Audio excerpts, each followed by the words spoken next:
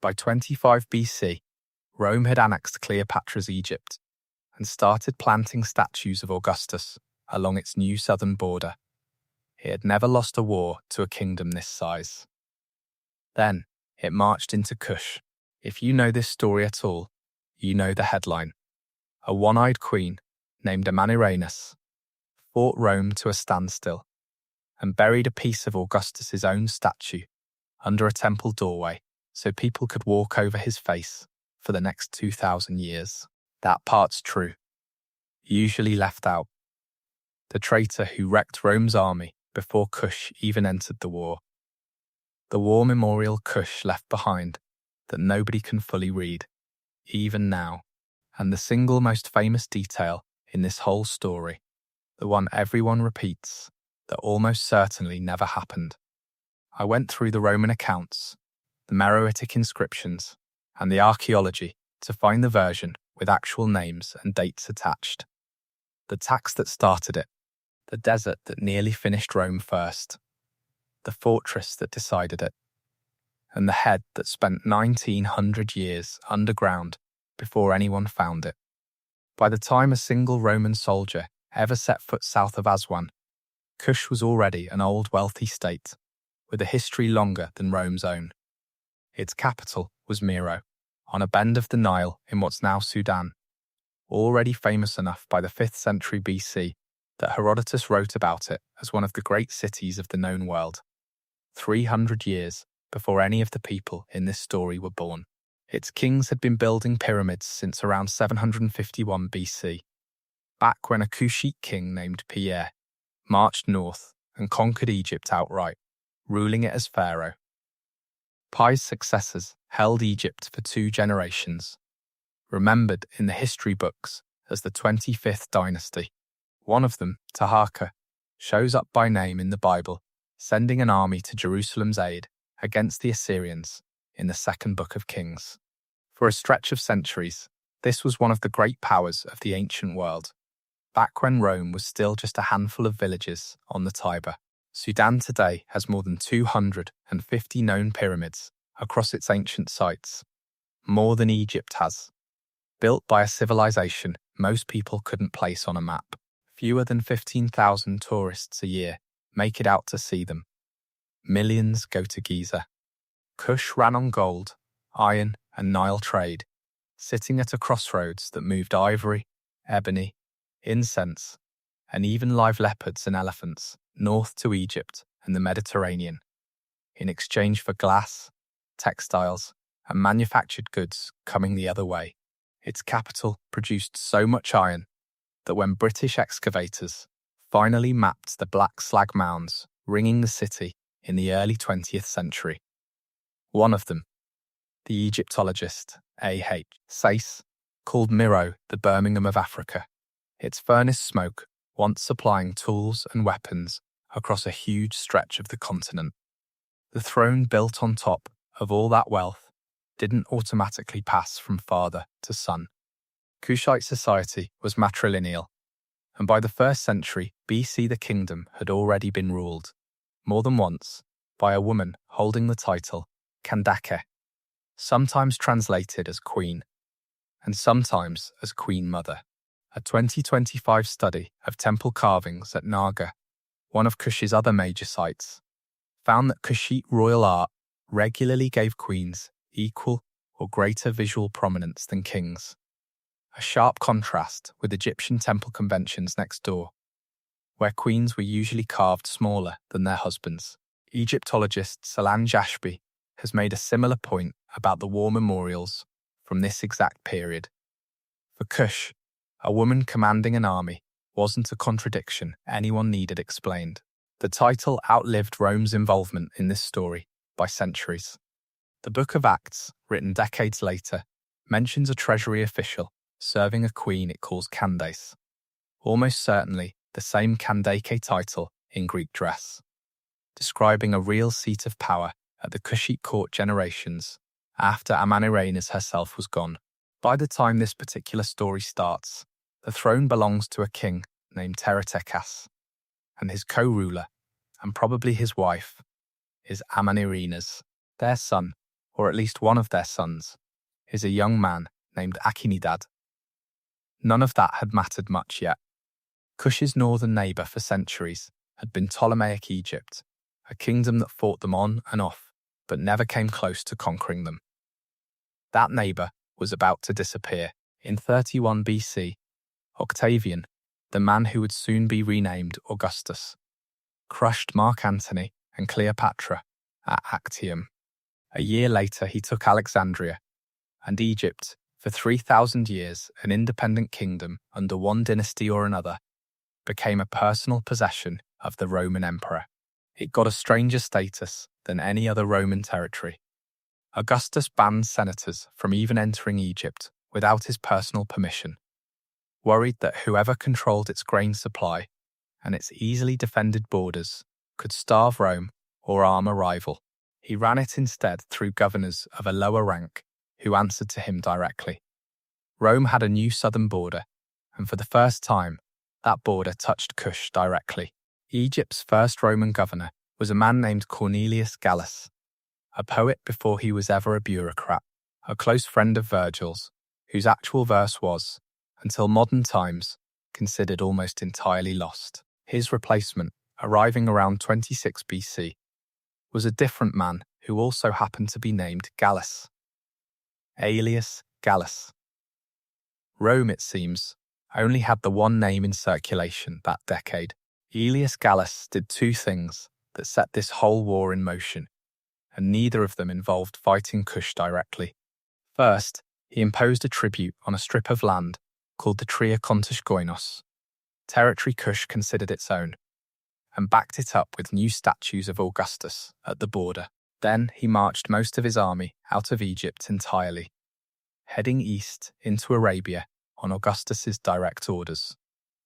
The target was the source of the frankincense and myrrh trade, wealth so associated with the region that Romans simply called it Arabia Felix, Fortunate Arabia. And Augustus wanted it added to an empire that by this point in his reign had very little left to conquer. It went about as badly as a Roman campaign could go without a single lost battle. Gallus trusted a Nabatean guide named Silius to lead the way, and Silius steered the army through the worst possible terrain, deliberately, according to Strabo, a personal friend of Gallus's, with first-hand access to his account of the campaign. The whole expedition dragged on for 6 months and got no further than a failed, week-long siege of Marib, the Sabaean capital, deep in what's now Yemen, before Gallus gave up and turned back. Rome lost only 7 men in actual combat. Disease, heat and thirst killed far more, and the retreat to the Red Sea coast took another 60 days on top of that. Gallus limped back to Alexandria with a wrecked army and nothing to show for it. Silius, for what it's worth, didn't get away with it forever. Years later, on a completely separate set of charges, back home in Arabia, Augustus had him executed in Rome. While Egypt's garrison was gutted, chasing a war that never delivered, Kush's own king died. Cassius' death, probably in 25 BC, put Amanirenas on the throne in her own right, at exactly the moment Rome's grip on its newest province had never been thinner. A real grievance sat on her northern border, in the form of a tax she'd never agreed to. Behind her stood a tradition of female rule, old enough that stepping into power raised no questions at home, and directly in front of her was an opponent who had just proven, in the worst way possible, that Rome's reach was a lot shorter than its reputation. The only question left was who would move first. Amanirenas moved first, and she moved fast. With Gallus's army still recovering, a Kushite force, put at roughly 30,000 strong by Strabo and led by Candace and her son Akinidad, crossed into Roman territory and hit 3 targets at once. Syene, the border garrison town, now called Aswan, the island city of Elephantine, and Philae, home to one of the most sacred temple complexes anywhere in the ancient world, a centre of Isis worship that pilgrims had been visiting for centuries. All 3 sat inside a stretch of land Kush had a real claim to already. They took all three. Strabo and Pliny both describe the aftermath in similar terms. Inhabitants enslaved, Roman garrisons overrun, and every statue of Augustus in the region pulled down. Some of those statues, recently erected specifically to advertise Roman power on this new frontier, were beheaded where they stood. The retreating Kushite force carried off Roman prisoners, thousands of Egyptian captives, and whatever loot could be moved. At least one bronze head went with them, south toward Kush. That head is the one you already know about. We'll get back to it. It disappears from the written record here for 1900 years. Rome's answer arrived under a new prefect. Petronius. His first name is disputed in the sources themselves. Gaius in some, Publius in others. Which is a strange thing not to know about the man who saved Roman Egypt. But there it is. What isn't disputed is the size of his force. By Strabo's own count, fewer than 10,000 infantry and 800 cavalry against a Kushite army several times that size. Petronius pushed them back anyway, driving the Kushite force south to a town called Selkis and capturing several thousand prisoners, some of whom he later sent north to Alexandria to await judgment. The popular version usually skips what happened next. According to the fuller Roman accounts, Amanirenas actually tried to de-escalate at this point, sending word that she'd return the Syene captives and the captured statues of Augustus. Petronius ignored the offer, razed Selkis anyway, and kept marching south. He didn't stop until he reached Napata, pushing deep into Kushite territory through towns whose Roman names barely survive in the record at all. By this point, Mero had been Kush's capital for generations, but Napata remained its oldest and most sacred city, the ancestral seat tied to the dynasty's earliest kings, the same city a Kushite army had once marched out of to conquer Egypt itself under Amanirenas was there with her son as Petronius closed in. Cassius Dio's account is blunt about what happened next. Napata was razed to the ground. Survivors were sold into slavery or sent north as trophies for Augustus himself. Kush's spiritual home, the city its own royal line traced itself back to, was rubble within weeks, and its queen was there to watch it happen. Strabo, our main source for nearly everything in this chapter, gives the whole campaign only a few paragraphs, considering it was a war that was about to reshape Rome's southern policy for the next 3 centuries. Rome packed up, left a garrison holding the ground it had taken, and got ready to call the campaign finished. It wasn't. The garrison Petronius left behind sat at a fortress the Meroites called Pedame, and the Romans called Primis, a cliff-top stronghold on the Nile that had already been fortified, on and off, for close to 1,000 years before either of them showed up. People kept living and fighting over that same cliff-top for another 18 centuries after this war ended, until its last occupants were finally driven out by artillery fire in 1813. Today it's known as Kasseribrim, and it's one of the only sites in Lower Nubia that still survives above the waters of Lake Nasser. The desert climate up there preserved things most sites lose completely, and excavators have pulled written material out of the ground in 9 different languages: Meroitic, Latin, Greek, Coptic, Old Nubian, and Arabic among them. An unbroken paper trail running across 3,000 years in one spot. Roman engineers dug in hard. Archaeologists working the site centuries later found more than 650 ballista stones there. Physical proof of catapult platforms built to the same specifications Vitruvius laid out in his military engineering manuals. That kind of firepower is exactly why Rome managed to hold the fortress when Amanirenas came back for it. And she did come back. Strabo says she returned to Primis with many thousands of men, trying to retake it before Rome could fully entrench. Petronius beat her to it, securing the position and reinforcing it before her army arrived. Against that kind of artillery, a direct assault was close to impossible, and the siege stalled. There's one more piece of this fortress's story, unconnected to the war itself, but strange enough to mention. Buried in that same ground, archaeologists later found fragments of poetry written by Cornelius Gallus, Egypt's very first Roman governor. A close friend of Virgil's, whose actual verse was considered lost. For nearly 2,000 years, only a single line of his work had survived anywhere until 1978, when excavators at Cassius found 9 more lines of it on a scrap of papyrus, quite possibly the oldest surviving manuscript of Latin poetry in existence.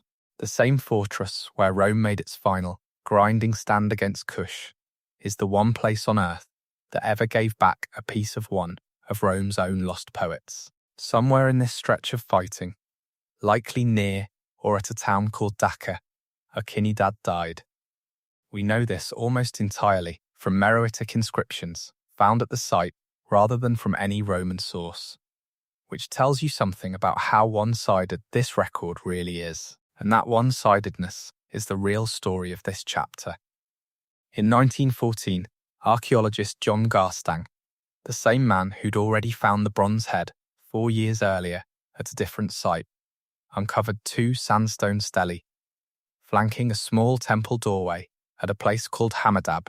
One of them carries 45 lines of cursive Meroitic script, among the longest surviving inscriptions in the language, naming both Amen-Arenas and it is, as far as we can tell, Kush's own war memorial. We still can't fully read it.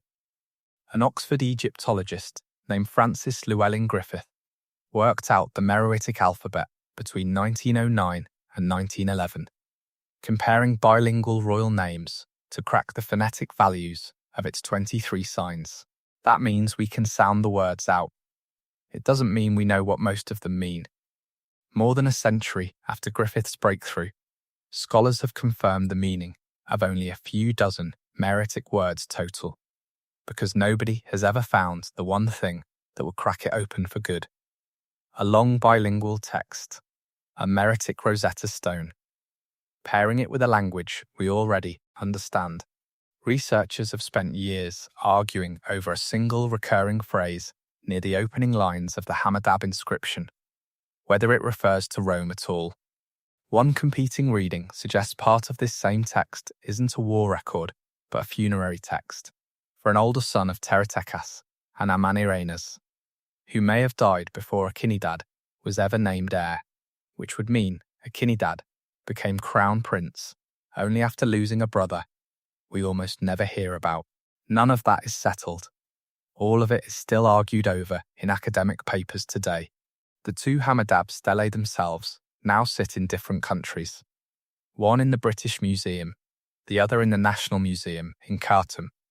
Kush's own account of its own war, split down the middle and only partly legible either way.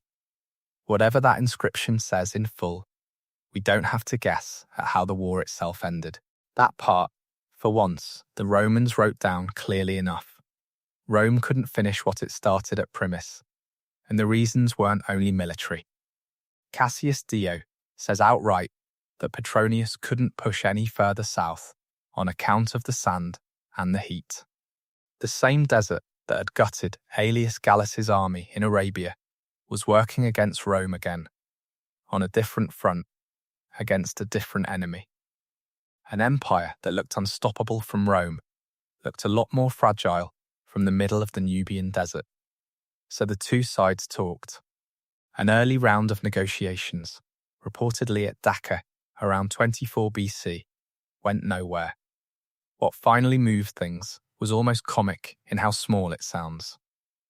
Kush sent envoys, and according to Strabo, those envoys told Petronius they didn't know who Caesar even was, or where they'd need to go to find him. Petronius gave them an escort anyway. They ended up on Samos, a Greek island, because that's where Augustus happened to be spending the winter, partway through a multi-year tour of the Eastern Empire. It's the same trip on which he negotiated the return of Rome's legionary standards, lost decades earlier to the Parthians at a catastrophic defeat.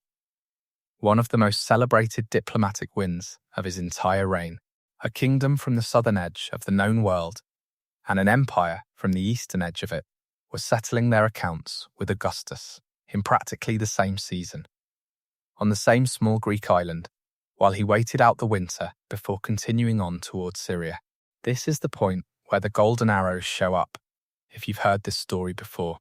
The legend has Amanirenas' envoys presenting Augustus with a bundle of gold arrows, framed as a choice. Accept them as a gift if he wanted peace, or hang on to them, because he'd need them if he wanted war. It's a great scene, and it doesn't appear anywhere in Strabo, Cassius Dio, or any source contemporary to the events. Historians who've traced its origins generally point to a much later legend, one that seems to borrow from medieval retellings of Alexander the Great's own supposed encounter with a cat. That detail, the single most repeated image in this whole story, is almost certainly folklore stitched on centuries after the fact. What we can actually verify is less theatrical and honestly more impressive. Augustus received the envoys, cancelled the tribute Aelius Gallus had imposed, and pulled the Roman frontier back from deep inside Nubian territory to a town called Hiera Sycaminos, modern Maharaka, handing back a chunk of the disputed Tria Kontashoinos, including Primis itself. He recognized Kush as an independent sovereign neighbor rather than a tributary state.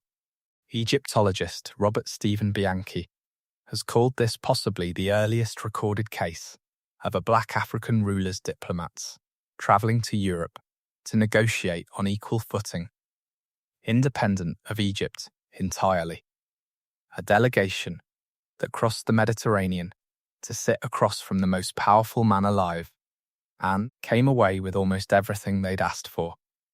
Augustus's own account of all this, carved into his funerary inscription years later, says only that his armies pushed as far as Napata, close to Mero, as though that covered the whole story. No mention of the tribute he gave up. No mention of the frontier he pulled back. The winner's version of events, written by the actual winner this time, leaves out every part where he didn't get what he came for. Compare that to how Rome usually handled a defeated neighbour. Most peoples on the losing end of a war this size ended up as client kingdoms at best, paying tribute, hosting a Roman garrison, taking orders from whoever Rome propped up on the throne. Kush walked away from this one as neither a tributary nor a client state, just an independent kingdom Rome had agreed, formally and in writing, to leave alone. In the years right after the treaty, Augustus had a new temple built in that same border region, honouring the goddess Isis, alongside two deified local Nubian brothers. Historians generally read it as a goodwill gesture aimed at a population Rome had just failed to conquer. You can still visit that temple today. It's the Temple of Dendur, and it hasn't stood on the Nile in decades. It was moved stone by stone in the 1960s, when the Aswan High Dam threatened to put it permanently underwater, and now sits inside its own gallery at the Metropolitan Museum of Art, in the middle of Manhattan. Rome moved on to easier wars after that.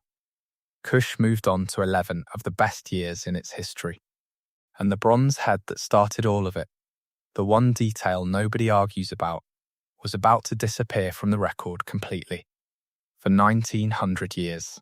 Somewhere in the years after the treaty, Amanirenas' forces brought the captured bronze head south to Mero. What happened next is one of the few things every source on this war agrees on. It was buried, deliberately, beneath the steps of a temple that led up to what the British Museum's own curators believe was a Kushite shrine dedicated to victory. That temple had stood on the same spot, rebuilt again and again, since roughly the 10th century BC, centuries before Rome existed in any form at all. Whoever chose that location knew exactly what they were doing. Anyone climbing those steps, forever, would walk directly over the emperor's face. Then it sat there. For 19 centuries, it surfaced again in 1910 when John Garstang, an archaeologist from the University of Liverpool, was excavating that same temple. Catalogued today simply as about 8 feet down, his team found it. A bronze head just over 18 inches tall, startlingly intact, with its original glass paste eyes still set in their copper rings. Word of the find spread fast. Lord Kitchener, then touring Sudan, came out to see it in person, alongside the sitting Governor-General, Reginald Wingate, and newspapers as far away as New York covered the dig as a sensation. The following year, the head was gifted to the British Museum, where it still sits today, giving visitors the exact calm, distant expression Roman propaganda wanted the whole empire to see 2,000 years ago. The strongest evidence for why it was buried where it was doesn't come from the head itself. Garstang's assistant, a German draughtsman named Schlieffhack, spent hours in that same temple copying its wall paintings in watercolour before they faded further. A scene showing bound foreign prisoners underfoot of enthroned Kushite rulers. Those original frescoes were later destroyed in a flood. Schlieffhack's copies are the only version of that evidence that still exists. We have the head itself, on public display in London. We have second-hand watercolour copies of the paintings that explain why it ended up buried there in the first place, since the originals didn't survive. What we're still missing is Kush's own account of the war, in full. Half of it locked in a script that's only partly translated. The surviving stelae themselves split between a museum in Khartoum and a museum 3,000 miles away. Amani-Reines ruled another 11 years in peace after the treaty, a stretch later remembered as one of Kush's most prosperous. She never remarried. Kushite art commemorated her all the same. A mural in a pyramid chapel at Miro, generally identified as showing Amani-Reines herself, portrays a queen holding a bow, arrows, and a spear, with a line of bound Roman captives at her feet. Her own final resting place is less certain. She's most likely buried near Jebel Barkal, rather than in Miro's better-known royal cemetery, though even that attribution carries a question mark in the archaeological record. Her line kept the throne and kept building. Her granddaughter, Amanitora, would later co-rule with a king named Natakamani, and personally oversee the restoration of the very temples Petronius had damaged at Napata decades earlier, rebuilding what Rome had torn down with her own family's resources. Kush stayed independent for roughly 3 more centuries after Amani-Reines' death. Rome's appetite for its exports eventually faded. A new power, called the Kingdom of Aksum, rose to the south and took over the region's trade routes. And around 350 AD, Aksum finished what Rome never managed, absorbing what was left of Kush outright. One more echo is worth closing on before we move to what's next. In 1834, decades after Amani-Reines, but well within the same royal line, an Italian treasure hunter named Giuseppe Fellini dynamited apart the pyramid of Queen Amanichiketo, generally believed to be Amani-Reines' own daughter. Hunting for the gold buried inside, he found it. Today that jewellery is split between museums in Berlin and Munich. Different century, different method, same outcome. Pieces of a Kushite queen's legacy, scattered into European collections, far from the ground where she was actually laid to rest. So that's the fuller version. The traitor who wrecked Rome's army before Kush ever entered the fight. The tax that lit the fuse. A son who might have only become heir because an older brother died first. A fortress that still has 650 ballista stones sitting in its ground. And gold, arrows that were almost certainly never there at all. A first governor of Egypt whose lost poetry turned up, of all places, in that same fortress. A queen whose own granddaughter went back to Napata decades later and rebuilt what Petronius had torn down. Kush won this one. No tribute. A pushed-back border. 3 more centuries of independence that followed, all conceded by Rome's own historians. Augustus spent the better part of 4 decades expanding Rome's borders into Spain, into Gaul, over the Alps, across the Balkans, and only rarely walked away from a fight with less than he'd arrived with. Kush was one of those rare exceptions, and it came decades before the more famous one, the disaster in the Teutoburg forest that would later cost Rome 3 entire legions in Germany. What Kush left behind about how they actually pulled it off is still sitting mostly unread. 45 lines of it, in a script that's partly cracked and mostly not, split between a museum in London and a museum in Khartoum. Someone will probably finish translating it eventually. When they do, a fair amount of this video might need a rewrite. Until then, there's a bronze head in London that spent 1900 years face down under a doorstep before anyone knew to look for it. There's a good chance the rest of this story is still buried exactly the same way somewhere in Sudan, waiting on the same kind of luck Garstang had in 1910.